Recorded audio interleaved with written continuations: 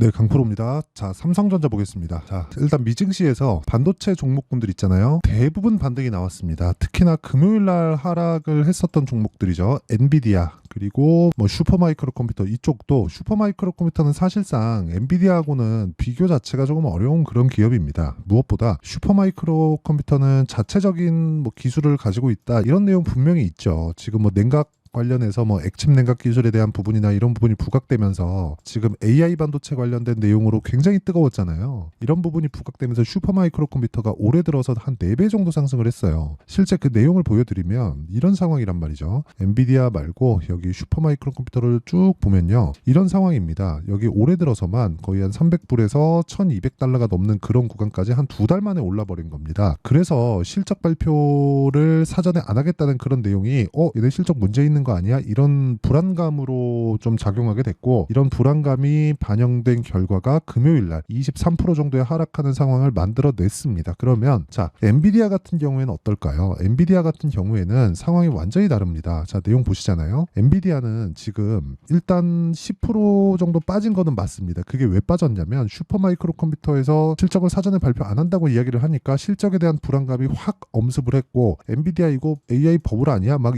이런 얘기가 있었다는 거죠. 근데 AI는 기본적으로 버블이 될 수가 없습니다. 그러니까 과거에 IT 버블이나 뭐 2차 전지 버블 이런 걸 생각하던데, AI 그 반도체에 대한 수요는요, 지금 밭을 일구고 있는 그런 상황입니다. 그래서 지금 엔비디아는 많이 오르기도 했거니와 그 오른 것에 대해서 지금 높은 단가를 유지할 수 있느냐, 이런 부분에 대한 문제점이 있습니다. 그런데 여기서 우리가 하나 생각해야 될 게 있어요. 한국 시장의 반도체들은 비메모리, 그렇죠, 비메모리 쪽에 집중되어 있는 게 아니라 메모리 반도체에 집중이 되어 있습니다. 그리고 지금 AI 쪽에서 너무 높은 고사양 서버를 요구하다 보니까 메모리도 사용되는 게 완전히 다르죠. HBM을 사용하잖아요. 기존에 사용했었던 뭐 GDDR, 뭐 6X, 뭐 7 이런 걸 사용하는 게 아니라 HBM을, 그렇죠, 고대역 폭으로 그냥 확 달아버립니다. 가격 상관하지 않고. 실제로 엔비디아에서 GTC에서 발표한 내용을 보잖아요. 그러면 가격 상관하지 않고 기존에 있던 기술을 대거 투입을 해서, 그쵸, 병목 현상을 아예 없앤 그런 그 설계 방식을 내놨습니다. 그리고 이런 부분에 대한 내용을, 그쵸, 단위당 성능비라고 하는데, 단위당 성능비를 높이기 위해서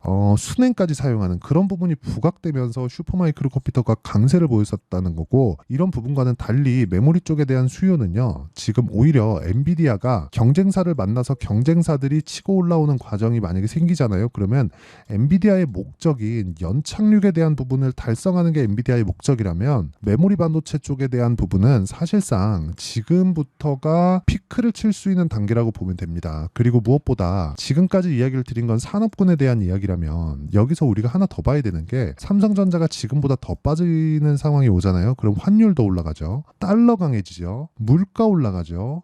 그럼 금리 올라갈 거죠. 11월 달에 대선 있죠. 이거 만들 수 있겠습니까? 없습니다. 그리고 무엇보다 엔비디아를 포함해서 반도체 관련주들도 큰 폭의 조정을 받은 것은 맞고요. 실제로 여기서 우리가 여기 미증시의 움직임을 한번 보잖아요. 그러면 엔비디아도 60일 이평선을 이탈해 있는 그런 상황이고요. 여기서 보면 뭐 나스닥이나 이런 부분도 충분한 하락 구간을 거쳤습니다. 여기서 추가적으로 더 빠지기 위한 상황이 절대 그려지지 않는다. 전쟁이 막 심화되거나 막 그런 상황이 발생하면 뭐 유가 튀면서 그런 약간의 그 지정학적인 위험이 딱 부각되는 그런 상황이 벌어지겠지만, 바이든이 그거 내비두겠냐고요. 개인적으로 바이든, 뭐 저야 뭐 한국 사람이니까 이런 부분이 중요하진 않지만, 바이든은 지금 11월 대선을 앞두고, 그쵸, 이걸 막아야 되는 그런 상황에 처해 있습니다. 그러니까 우리가 가격대만 잘 잡으면 시간은 우리 편이다. 그렇죠? 그리고 무엇보다 AI 반도체 관련돼서 지금 충분히 조정을 받았기 때문에 실적에 대한 기대감이나 부담감도 상당히 많이 떨어져 있는 그런 상태예요. 이런 구간에서 삼성전자를 내가 매도한다? 이걸 과연 만들어야 될까? 그렇죠? 뭐 매도해서 뭐 지금 끝났다 이렇게 봐야 되는 게 맞을까? 오히려 하이닉스랑 비교해서 봤을 때 삼성전자에 대한 기대치가 더 높아요. 왜 그런 줄 아십니까? 하이닉스 같은 경우에는 상승한 폭도 삼성전자보다 훨씬 더 큰 것도 맞죠. 그런데 우리가 이걸 다른 쪽으로 생각해 봐야 되는 부분이 한 가지가 있는 게,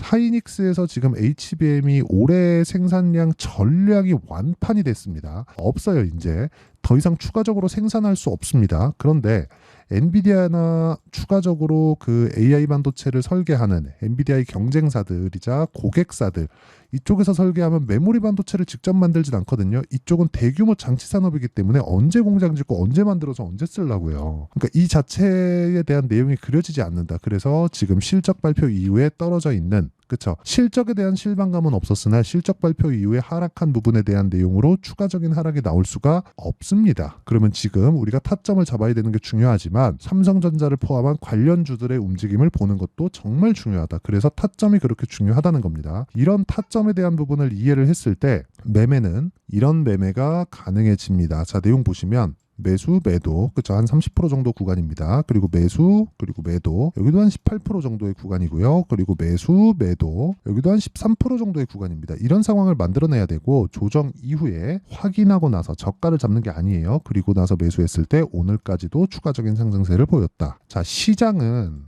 한쪽에 집중되는 상황이 나오는데 이런 부분이 연결되지 않아요. 하지만 반도체 쪽에 조정이 지금 들어오면 여기 바이오에서 보시다시피 이게 HLB거든요. 바이오에서 보시다시피 조정 이후에는 다시 반등을 줍니다.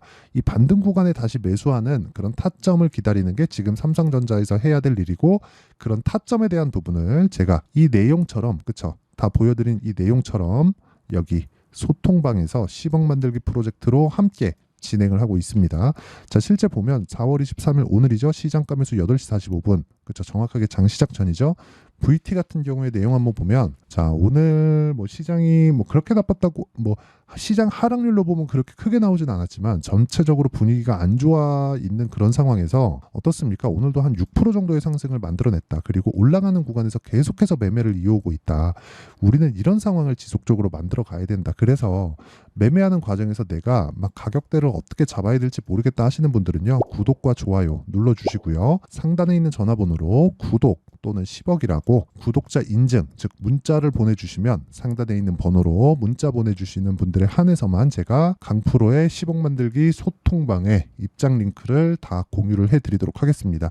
삼성전자에 대한 타점 그리고 관련돼 있는 반도체 종목군들에 대한 타점을 제가 함께 공유를 해드릴 거고요. 그리고 무엇보다 어떤 식으로 매매가 진행되는지 그쵸 이렇게 다 보여드렸고 그리고 무엇보다 이 내용 제가 타점까지 다 공개를 했기 때문에 이 내용을 토대로 우리가 삼성전자에 대한 움직임을 보면 연관돼서 우리가 생각을 해보자고요. 삼성전자가 지금 61평을 이탈해서 굉장히 안 좋은 움직임을 지속적으로 보인다면 어떤 상황이 만들어질까요? 계속 막 빠지고 안 좋고 막 박살나고 작살나고 막 이런 상황이 지속된다고 쳐봅시다. 그러면 환율 올라가면 달러 올라가고 달러 올라가면 금리 올라가고 이런 상황이 된다는 거죠. 이런 상황이 더 이상 만들어지지 않는다. 그러려면 엔비디아도 빠져야 돼요. 그렇죠. 그러면 엔비디아가 빠지는 걸로 인해서 파생되는 게 이 뒤쪽의 일이기 때문에 삼성전자 같은 경우에도 지금 이미 한 10% 이상 조정을 받은 그 상황이라서 뭐 굳이 내가 뭐 여기서 팔아야 되거나 그런 부분을 만들 필요가 전혀 없습니다. 진짜 전혀 없어요. 하지만 관련돼 있는 종목군들이 강한 종목군들 뭐 리노공업, PSK홀딩스 이런 종목군들까지 다 조정 구간에 들어왔기 때문에 삼성전자를 토대로 그런 종목군들의 타점을 잡는 게 정말 중요합니다. 그래서 그 타점을 잡기 위한 방안으로 아까 전에 제가 여기 소통방에서 진행하고 있는 내용들 여긴 전체적인 내용을 다루고요. 그리고 이런 가격들을 잡는 원리를 여기 삼성전자의 가격과 단기 보유 전략으로 제가 함께 진행을 하고 있고 그리고 무엇보다 최근에 반도체 쪽이 너무 안 좋잖아요. 그래서 그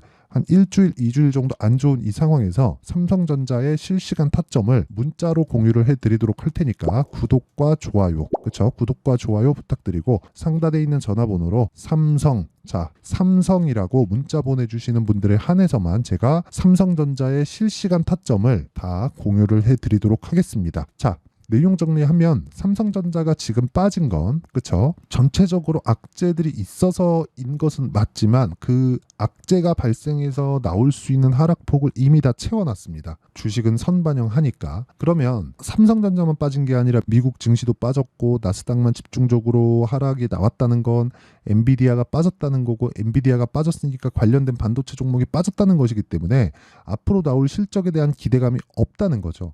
예를 들어서 그런 겁니다. 오늘 테슬라 실적이 발표하는데 테슬라의 주가는 안 좋았기 때문에 실적은 이미 안 좋을 걸 알고 있습니다. 그렇기 때문에 테슬라 실적이 나오고 나서 굉장히 테슬라가 여기서 또 박살이 나거나 그런 상황이 나오지 않을 가능성이 굉장히 높습니다. 이런 부분을 감안한다면 삼성전자 같은 경우에도 실적이 잘 나오는데 빠졌어요. 그렇다는 건 우리가 여기서 타점을 잡아야 되는 그런 상황을 만들어야 된다는 거고, 타점을 잡은 그 기준치가 되는 거 있죠. 그 기준치가 되는 게 아까 전에 말씀드렸던 가격과 보유 전략이고, 이 내용을 전체적으로는 제가 소통방에서 진행하기 때문에 여기 구독과 좋아요 눌러주시고 상단에 있는 전화번호로 구독 또는 10억이라고 문자 보내주시면 제가 여기 소통방 링크를 공유해 드리고요. 그리고 여기 삼성전자만의 실시간 타점 그리고 매매 전략에 대해서 필요하다 하시는 분들은 구독과 좋아요 눌러주시고 상단에 있는 전화번호로 삼성이라고 문자 보내주시면 됩니다. 그러면 제가 삼성전자의 실시간 타점과 함께 매매 전략을 공유해 드리도록 하겠습니다. 결과적으로 보면 가격이 먼저 뜨고 가격이 먼저 내린다는 거예요. 그럼 이런 부분을 다 이해를 했을 때 어느 정도 결과를 낼 수 있고 어떻게 분류해서 매매를 해야 되는지 그 내용에 대해서 제가 다 이해를 시켜드리도록 할 테니까 영상 끝까지 시청하시고요. 모든 분들이 성공 투자하셨으면 참 좋겠습니다.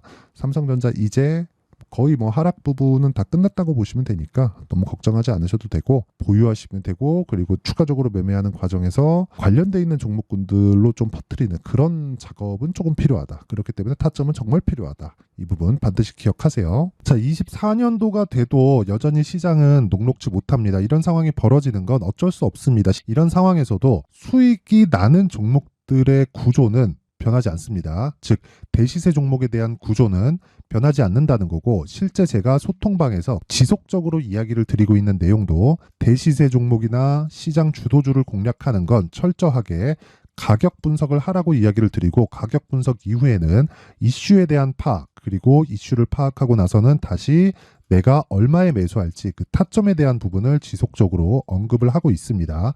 자, 근데 생각해 보세요. 1월 달에 시장이 굉장히 어려웠습니다. 어려운 상황에서의 어떤 종목들이 강했냐 보면 반도체와 그리고 바이오입니다. 자, 실제 여기 보면요.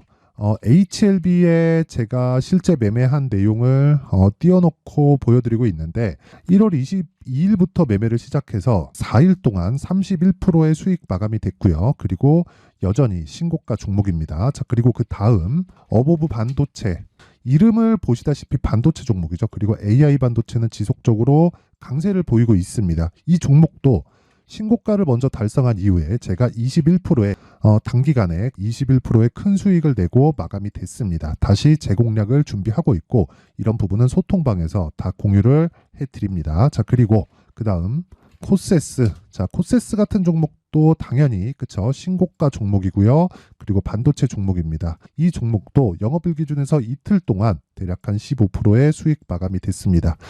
내용을 한번 보시면 어떻습니까? HLB를 포함해서 30%, 20%, 15% 이런 식의 수익이 지속적으로 발생하고 있는데, 이 세 종목 모두 다 신고가 종목이고 1월 달에 시장이 약세를 보이고 있는 구간에서도 강했었던 그런 종목입니다. 특징점이 하나 있는데 그 이슈에 앞서서 가격이 먼저 반영했다는 거죠. 자, 근데 그게 기업 밸류업 프로그램이라고 하죠. 그 종목들도 마찬가지입니다. 오늘은 그 부분에 대해서 이야기를 드릴 텐데, 그렇게 제가 가격을 먼저 보고 이슈에 대해서 파악하는 이유는 결과적으로는 큰 시세를 먹기 위한 사전 준비 작업입니다. 실제로 큰 시세를 먹기 위해서 사전 준비 작업을 했을 때 여기 레인보우 로보틱스 127% 그리고 ISC 98% 그리고 한미반도체 97%의 큰 수익을 내는 상황을 만들 수 있습니다. 어떤 식으로 소통방에서 진행됐는지, 그쵸? 그 상황을 제가 이야기를 드린 건데, 이런 상황도요, 당연히 신고가를 공략했을 때 가능한 겁니다. 자, 그러면 이번에도 마찬가지입니다. 그쵸? 정부 주도의 코리아 디스카운트 해소 방안이 2월 달에 발표를 하고요. 그리고 2월 달에 발표된 내용을 토대로 주가가 움직이는 게 아니라 이미 움직인 내용이 있죠. 실제 이 내용은 크게 중요한 게 아니라는 겁니다. 실제 움직인 내용을 보면, 자, 기아차입니다. 실제로 12월 달에 신고가를 만들어 놓고 정부에서 입김을 불어 넣으니까 순식간에 기아차를 포함해서 현대차 같은 거대 기업들의 주가가 2주도 채 되지 않아서 40% 정도의 큰 시세를 냅니다. 자, 그러면 우리는 어떤 종목을 봐야 될까요? 이슈를 파악해야 되는 것도 맞지만 철저하게 가격에 맞춰서 매매를 해야 되는 게 당연히 중요합니다. 정부가 주도하는 정책 방향이 있겠죠. 그 방향에 맞춰서 우리가 종목을 찾을 필요가 있다.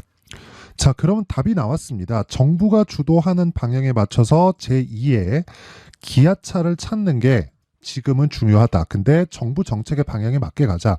그랬을 때 앞서서 제가 보여드렸었던 내용인 여기 레인보우 로보틱스 127% 그리고 ISC 98% 그리고 한미반도체 97%와 같은 수익을 낼 수 있습니다. 물론 시간에 대한 부분은 최소 2주의 시간이 필요하고요. 그리고 최장 3개월 안에 끝내야 됩니다.